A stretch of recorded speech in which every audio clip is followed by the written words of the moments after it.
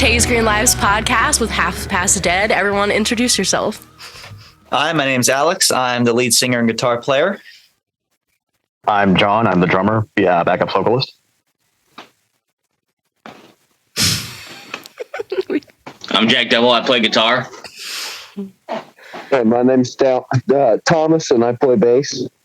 Hi, Thomas. So Thomas isn't able to join us with his little camera, so you can't see his beautiful face, but he's here. So, Half Past Dead. How long have you guys been a band?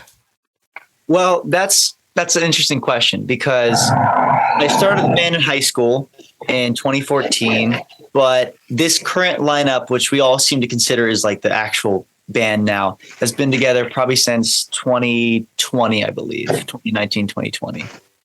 So you guys been a band for 2014. How would you consider 2014 into now's time?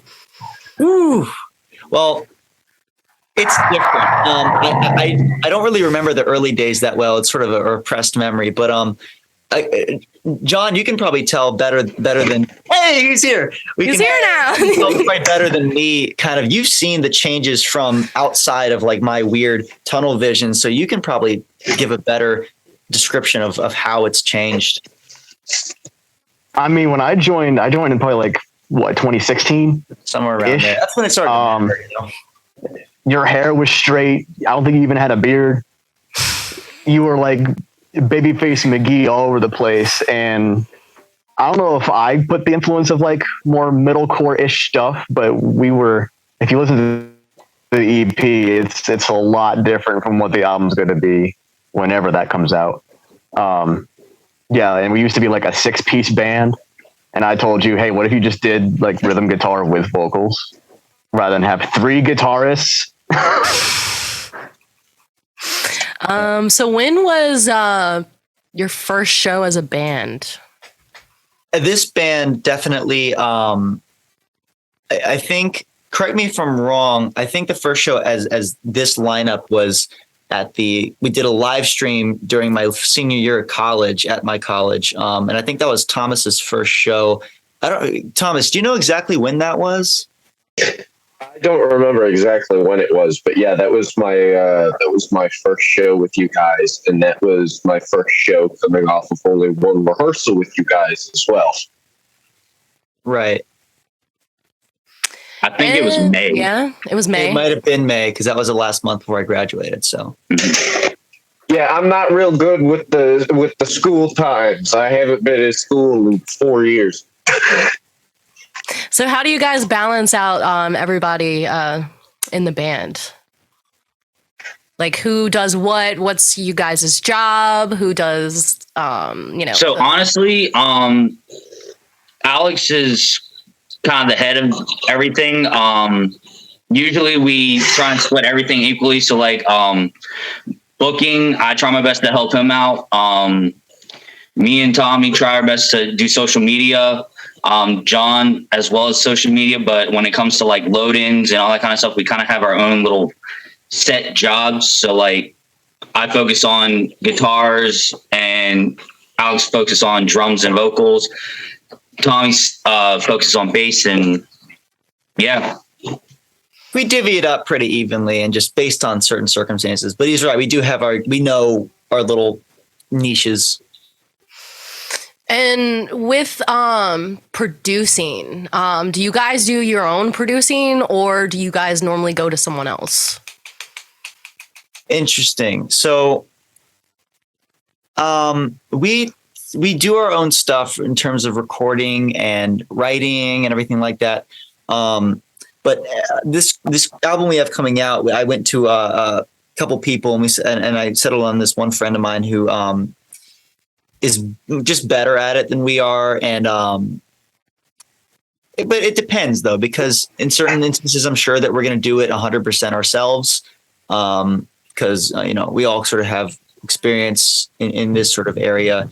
And other times we may farm it out to other people depending on what we need versus what we have the capabilities to do. So it typically airs on like a 60-40 split, going towards doing it ourselves.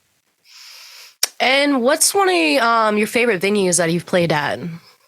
Right now, for me, definitely the Black Forge Coffee House in Pittsburgh.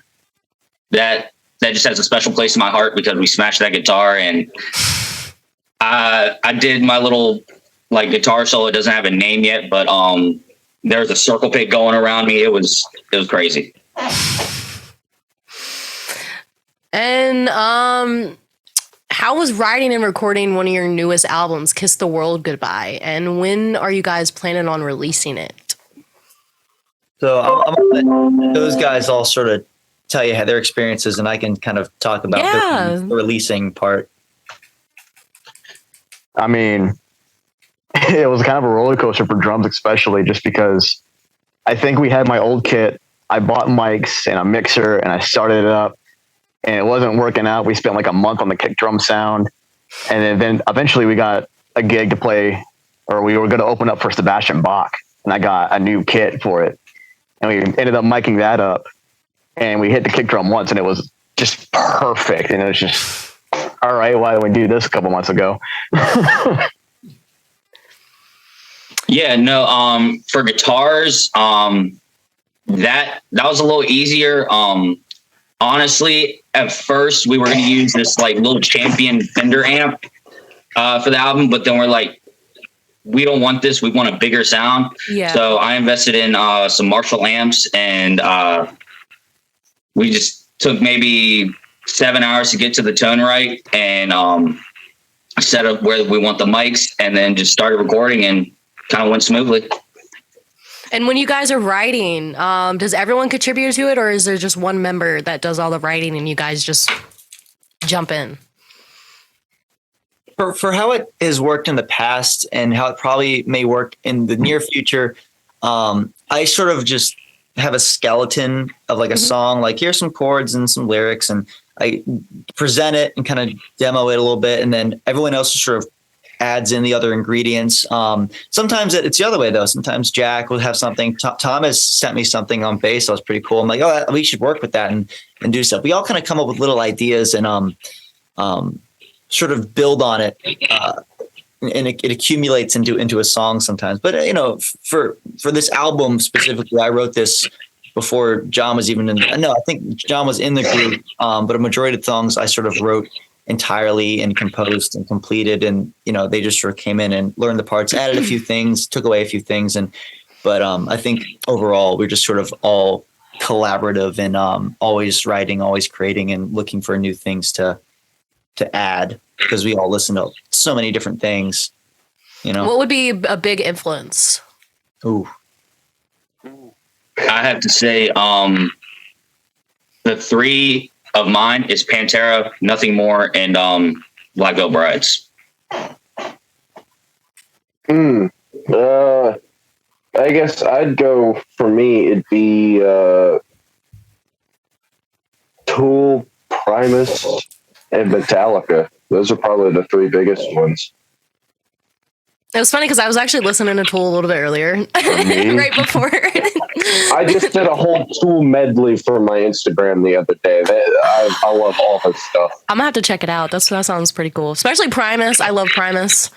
I have a whole 6-string fretless because of that band. Don't even start me down that path. I could talk for hours.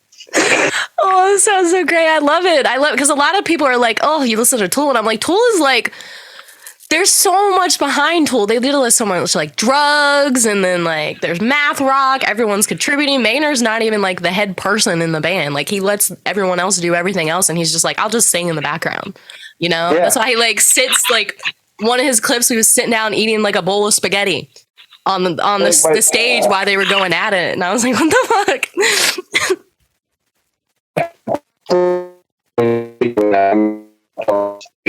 Show, and then you're just add on the entire duration of the show and then let them off. Yep. Oh, that's insane. I'd say like for influences though, for me, it's changed over the course of my career, but I'd say currently Van Halen, number one. It's hard to just pick a couple, but I'd say Van Halen and Metallica as of recently, and Black Veil Brides has always been a staple for me because they were like my first introduction to like heavier music as a kid. So, do you guys only do you listen to mostly rock and metal, or is there any other bands outside of the genre? Everything. No. You listen to There we everything go. from Valley to the Four Seasons, you know? Yeah, I'm gonna pull up something I do want to talk about. Let's Check it out. There's our Alex, what did you do now? Oh yeah, hold on. Where is it? Where is it at? This one. Fuck pop music. Oh, that's yeah. Yeah, let's talk about that. Okay. Let me explain this. Let me break this down. So, like I said, we love all styles of music, and that the whole fuck pop music thing is not a direct attack on the genre. It's not. And it just, the thing I wanted to say doesn't fit on a t-shirt, right? You know, my degree was in music business. You can't get a whole statement on a t-shirt. That just doesn't work. The meaning behind that is more so the attitudes and the behavior of the industry behind popular music. Like, I'll give you a perfect example of where this ideology came from. The artist, and I'm going to shout it out, and if someone wants to feud me, go right ahead. Bad Baby. We can all agree that this individual probably doesn't deserve a record label from Atlantic Records, but she got one. That's totally, I've accepted that. But the thing is, there are very hardworking, talented musicians in all genres out there working night and day to make a good product, real musicians. And I use Bad Baby as an example, but there's plenty of them. I think one record label just signed an artificial intelligent, like a fake rapper recently. And I'm like, see, this is the problem with music. This is why we can't progress, because these people that are running the show, and they are not doing music justice by, you know, just shelling out hollow and just meaningless stuff. And it's just that's and we stand by that. And that's sort of the whole attitude behind it. Not just the genre, because I'm going to be honest. I listened to like one of Demi Lovato's recent singles, Nita Strauss. I actually kind of dig it. It's not the genre; it's the practice behind it, and it just happens to be more prevalent in pop and in hip hop stuff recently. But again, we love that kind of music, though. Well, that's good, because like a lot of metal right now is starting to do a little bit more like pop. You know, they're having pop beats, a little bit beats of that is repetitive and easy to remember and easy to sing along. And like, what is your opinion on that? For me, good on them. Personally, I like to have an influence of pop and hip hop in my music, and like riffs and stuff. I like to make them catchy and have a hook. But as for actually making like trap beats and all that kind of stuff, I personally not a fan of a lot of it because it's not placed in the right directions. Yeah. But there are bands like Bring Me the Horizon. That's one band I really love. Nothing More, another band. Yes. Yeah, they do it right, but there's also bands that do it really wrong, and it kind of sounds irritating. But that's just my stance on it. And with like pop being like, in my opinion, honestly, okay. Go ahead. You go ahead. Sorry. No, you're good. We can keep talking about it. I love it. Okay. I was gonna say, my personal opinion, there's a lot of bands that can do it wrong or right. If you do it right, it usually will give you a lot of attention, some positive, some negative, but it's still attention. Archspire is my favorite bands. They do some technical death metal. And if you haven't heard them, their vocalist raps like Tech Nine, but in a death metal style, and it's insane. And I Prevail, they're very poppy. They just put out a new album, and it's fantastic. So with interviews, because you guys are on my podcast, TaysGreenLife. Hey guys. You also did an interview on 97.3. Can we talk about that? Yeah, Tommy, you were just talking to me about that. You take this one. We haven't heard from Tommy a lot. That was my first interview with the band. And when we did that interview, they were still based above the Camel. And recently they actually acquired their own space that they no longer have to rent from someone else. They actually purchased a new spot. I really enjoyed the interview on that, on WRIR, because what was his name? Yancey? Yeah. Yeah, Oh, that guy. he was a really solid guy, really cool. We had a lot of fun just talking to each other before we even went on the air. The interview was very fun. It was my first interview with the band. It was shortly after my first show with the band, and I think it also just helped us get closer with each other as friends and as bandmates too. Learned a lot from each other about each other from that interview. Mm-hmm. And with the music video, the deal, there's a lot of subliminal messages. Let's go over that. Yeah, so that's interesting. That video was actually not really a true video per se. That was actually a bunch of clips that some friends of mine who do videos and stuff sent us, and I farmed out like, hey, we have this demo and we want to do something interesting for it for Halloween. And so I had a couple friends shoot some stuff and send it, and like, yeah, it's pretty cool. Some made some more digital stuff that I think we edited out at one point.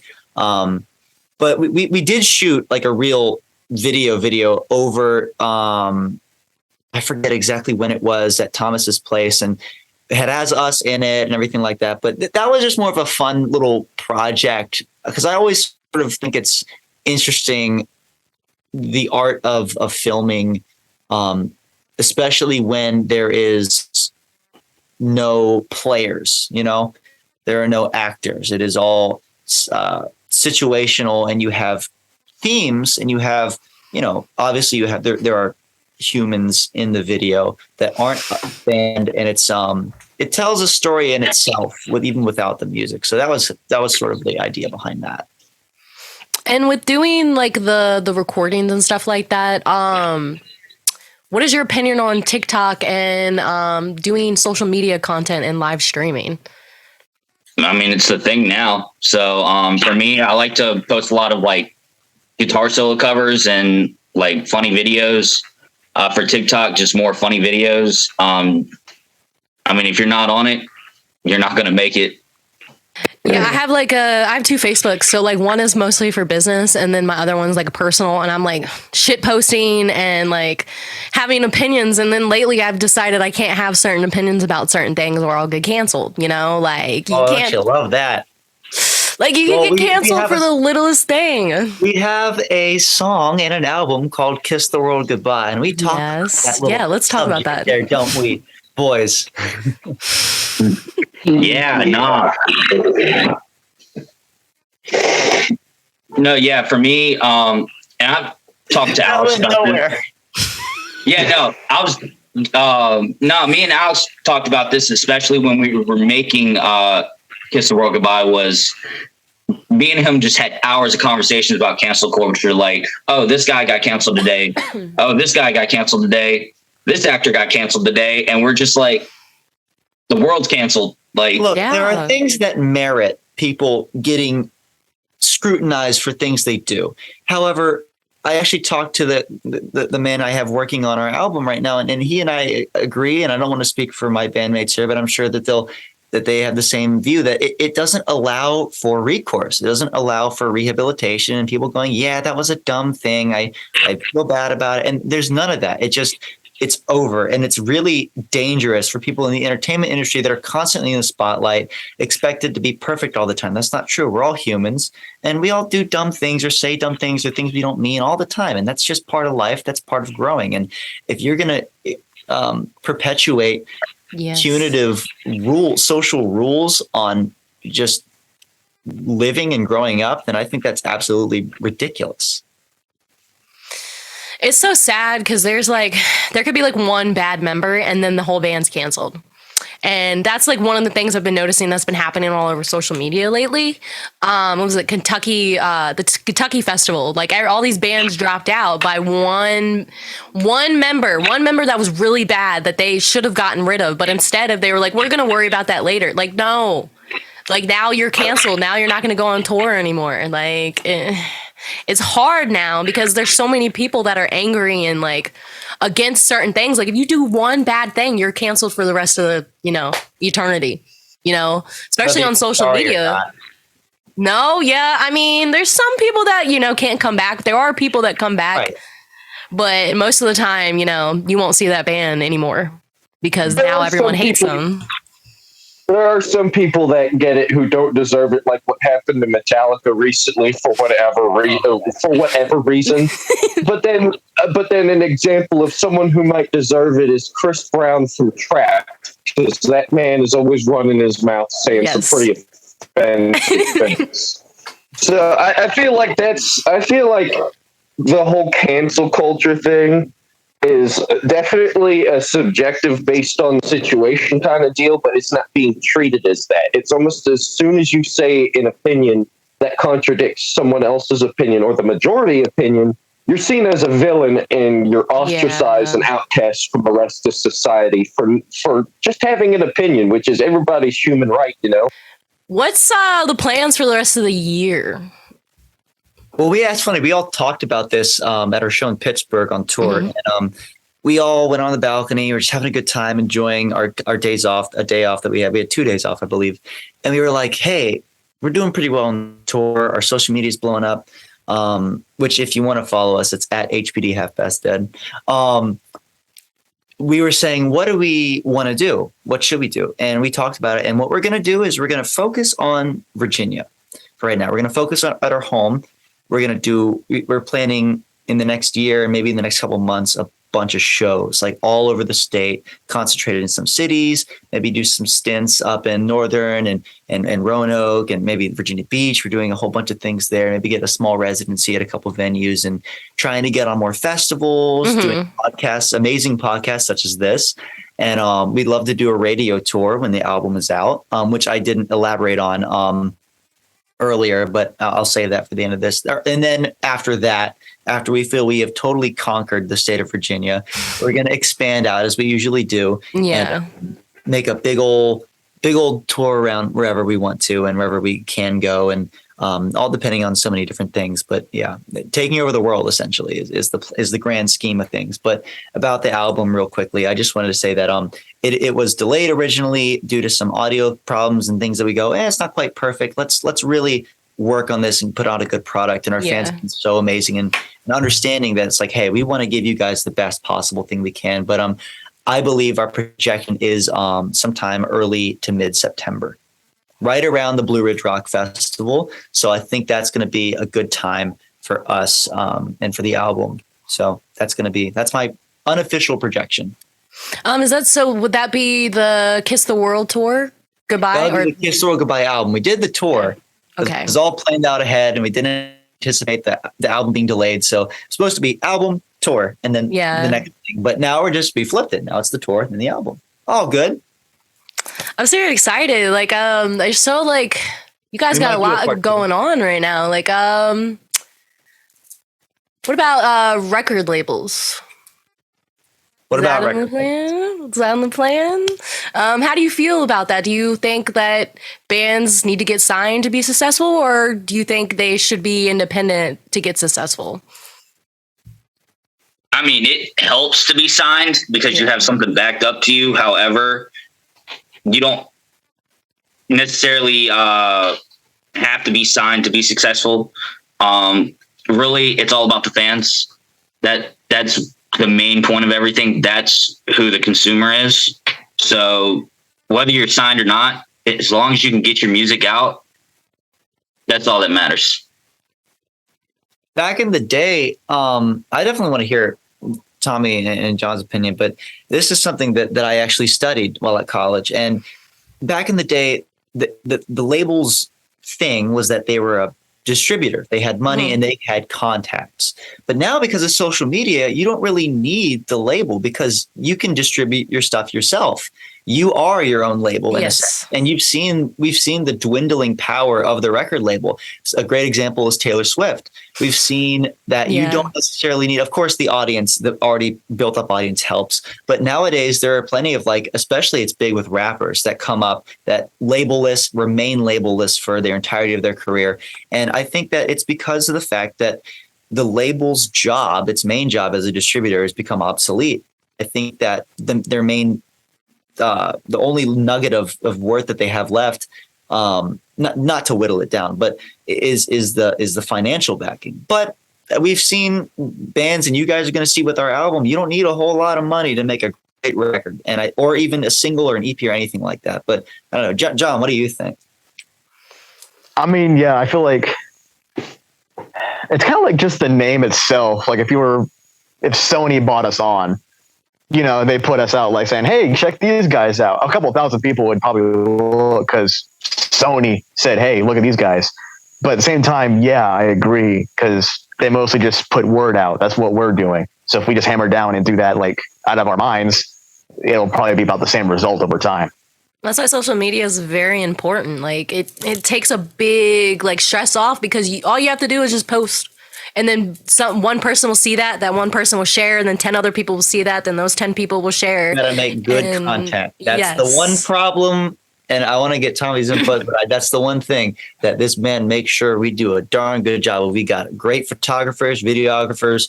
We try to write the best music. One of my professors, Jeffrey Little, one of my favorite people of all time, he said, this industry, it doesn't matter what your marketing plan is, your social media, your website, it doesn't matter. All it boils down to is a good song. You got a good song and you have good content, you are set. But I'm interested to see what Thomas thinks about this, because I don't think we've ever really discussed that with you. I think it's also more than just like good song or good content. I think one of the things you also have to do is kind of portray yourself as a good person. I don't think anybody's really going to want to be interested in your band, your music, or your content if you're not entertaining people. I mean, if you're just another cookie cutter person in the industry writing the same kind of music, which is, not to bring it back to the whole pop music thing, but I didn't really put any input on that. That's my biggest issue. It all feels like the same thing, and no one feels entertaining anymore. It feels like everyone's in there for as much of a dollar as they could possibly get. And I feel like you have to not only put out good content and good music, but you should also be an entertaining and good person who's in it for more than just trying to make money, which is what it seems most people are in it for now. Sadly. Yeah, they're not in it for like I said, because music is a hobby. I do artwork, I do other things. Like this isn't my main job. I have other things that I do, and it's important to have that. It's not like a lot of people are just like, oh, my music's doing so bad, I can't do this. And I'm like, you still have to. Like, you put in the effort and the time and the practice and it'll get there. And a lot of people don't want to do that hard work, and it's disappointing. A lot of bands are just like, oh, no one likes us, we're done here. And I'm like, that's not how it works. You have to keep doing it. You have to keep talking to people. You have to keep going. You have to communicate. You have to build a community. You got to make them like you. Doing podcasts are hard. Like posting videos is probably one of the hardest things I had to do, because not all my videos are going to do good. A lot of the time, the ones with the women, they're the best ones. And I'm just like, why though? You got all these like heavy metal bands that are on here too, but there's hot chicks on there, and the guys are going to focus on that one, Hey, that sells. Yeah. Those bands that have transcended the ages that they came from, not only did it because they had good music and good content, but it's because the personalities behind that music and content were much larger than everyone else around them. Yeah. It's because it's crazy. Like, you have to do things people want to watch. And then the thing with TikTok is so short. Like, no one wants to watch a 30-minute interview. They want to watch a 5-minute clip. And I'm just like, just click on it and watch it. But our attention span is so low because TikTok has made us that way. We want to see something really quickly. We don't want to search for the video, go through it, click on it, and dig down deep. We want a 5-minute video, and that's so sad. And now it's not even just TikTok doing that. YouTube has their shorts program. Instagram has their shorts program. And it's honestly the reels on Instagram is a little different because, you can make different length reels, but on YouTube and TikTok, it's pretty much a set time frame that you get. And so you have to condense your content as much as possible.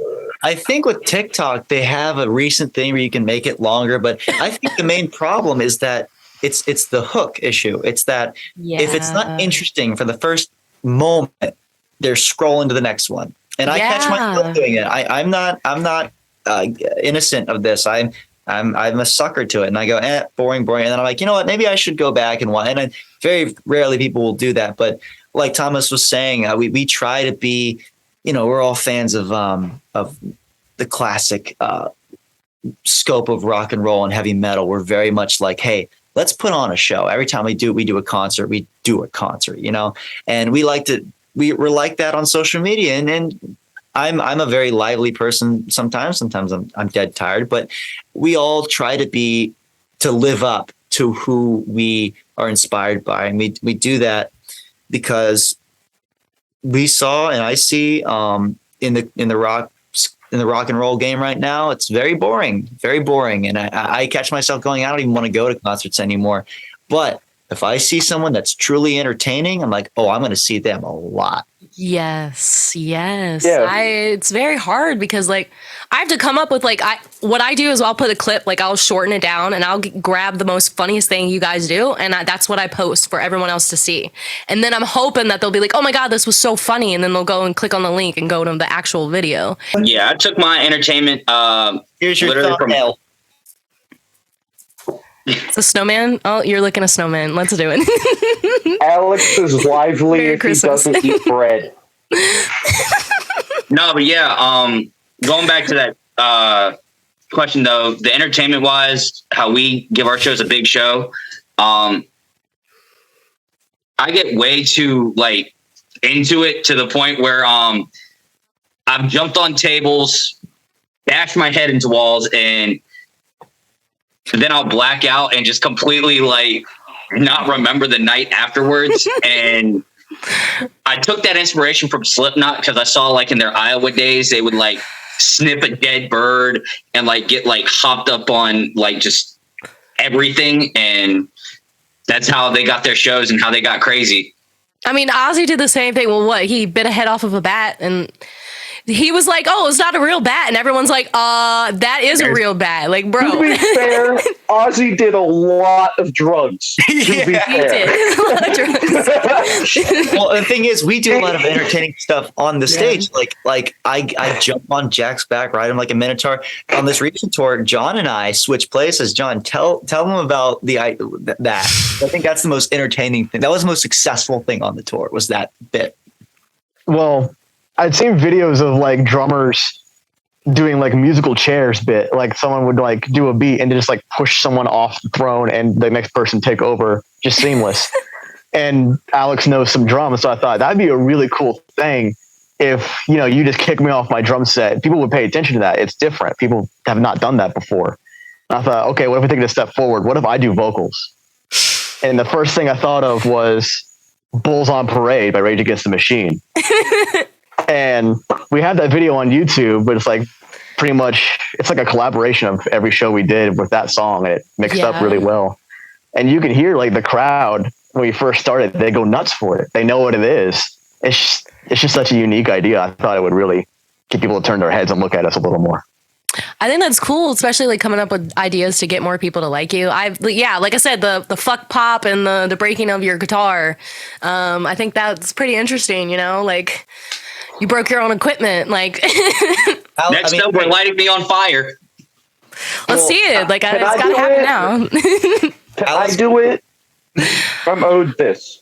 Alex has a little adage about audience attention, and he said in an interview that he goes, you know, a lot of singers and a lot of bands always have this mentality of, oh, I sure hope they like us tonight. And Alice says, in the way he always does, he says, here's my approach. Come here. And I just love that. And I think that's kind of the way we approach it, you know? Yeah. I think this interview has been really great. I enjoy talking to you guys. Yes, I appreciate it. Let's go ahead and get everyone's plugins. This is Half Past Dead. Where can our fans find you guys? You can find us at halfpastdeadmusic.com. All of our social media tags are at HPD, the letters HPD, Half Past Dead. We have our own website. We're on Instagram, Facebook, TikTok, Twitter. Soon we're going to be in your ear holes with our album, Kiss the World Goodbye. That will be coming out very soon. My personal Instagram is at Alexander Black HPD. I'm going to let them do their thing. Yeah, let's hear it. You can find me at the Home Depot across the street from your house. I'm always there. That or Lowe's. No, my tag's Jack Devil _HPD. You can find me sleeping in a tree at your local park. It's your boy, Metal Messiah HPD on Instagram. Find me over here in Moonshine County. You can find me at Instagram at Megalojohn HPD. Megalojohn. All right, guys. Thank you for being here. Don't expect him to post. Don't expect him to post. Yeah, you guys check these guys out. Break and Share. Shots fired. Trash and pop music. Thank you guys. It's been a great interview. Thank you. Bye, guys.